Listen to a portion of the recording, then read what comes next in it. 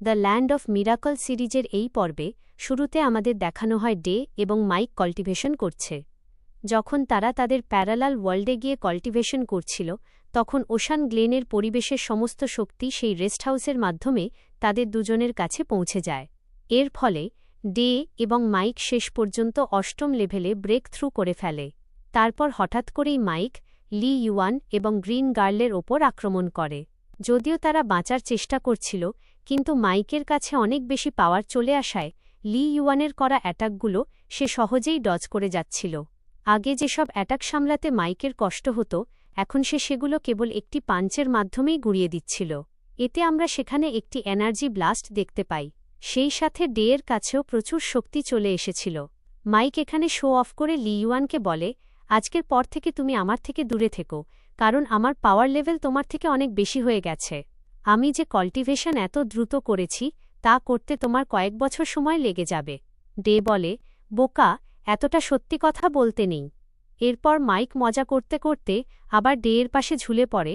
সে এখনও তার সামনে বাচ্চাদের মতো আচরণ করছিল। এতে ইরিটেটেড হয়ে ডে চলে যেতে চায়, এবং এমনটা দেখে লি ইউয়ান ও গ্রিন গার্ল হাসছিল।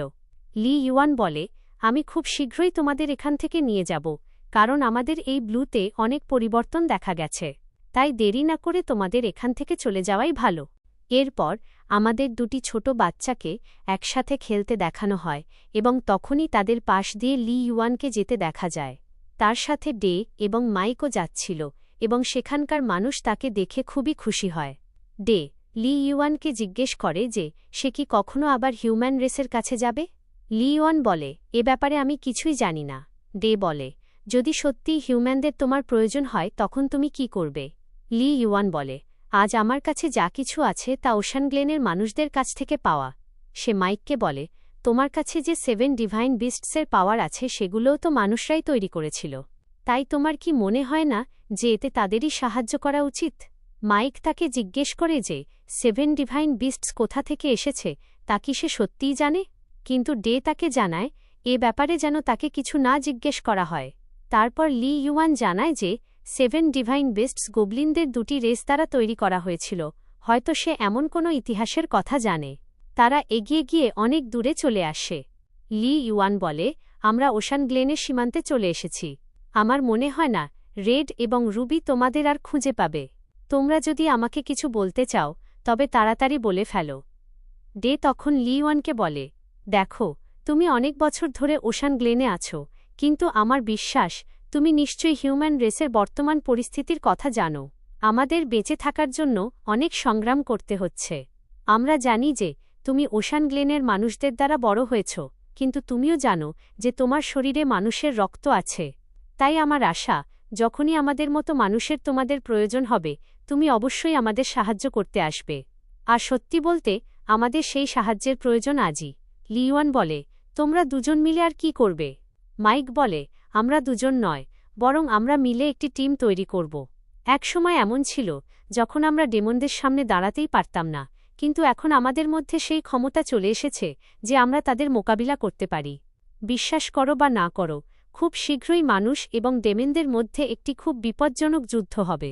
এর ফলে হিউম্যান রেসকে অনেক কিছুর মুখোমুখি হতে হবে, এমনকি আমাদের জীবন ও মৃত্যুর সাথে লড়াই করতে হবে। এই কথা শুনে লি ইউয়ান ভাবনায় পড়ে যায় যে তাদের সাথে যাওয়া উচিত কি না।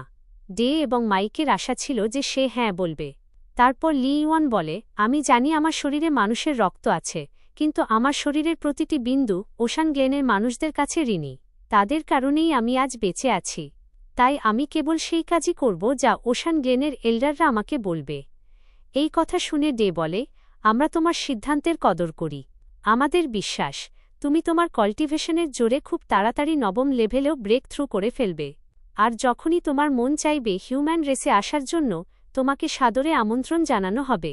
এর পরে তারা অবশেষে অন্য একটি বোটের কাছে আসে, যেখান থেকে ডে এবং মাইককে তাদের নিজের রাস্তায় যেতে হবে। লি ইউয়ান বলে, আমার কাজ তোমাদের কেবল এতদূর পর্যন্তই আনা ছিল। ডে লি ইউয়ানকে বলে, আমাদের প্রতিটি কাজে সাথে দেওয়ার জন্য তোমাকে অনেক ধন্যবাদ। মাইক বলে, আমরা তোমাকে সবসময় নিজের বন্ধু মনে করব। এরপর তারা তাকে বিদায় জানিয়ে চলে যায়। লি ইউয়ান বলে, আমার বন্ধুরা, তোমরা নিজের খেয়াল রেখো। যাওয়ার সময় ডে লি ইউয়ানকে জিজ্ঞেস করে, তোমার কাছে 7 ডিভাইন বিস্টসের কোনো পাওয়ার আছে এবং তাকে কি বলে ডাকা হয়?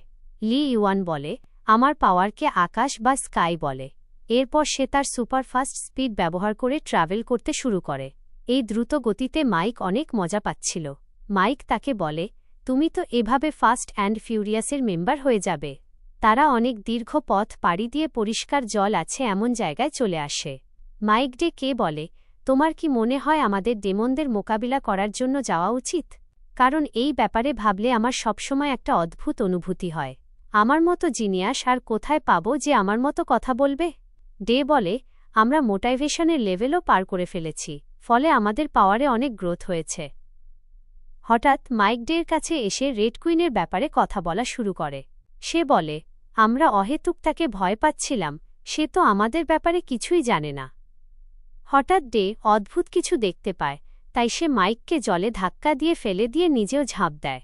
তাদের ওপর আক্রমণ করা হয়েছিল রেড এবং রুবির দ্বারা, যারা তাদের হার্ট ফেরত নিতে এসেছিল।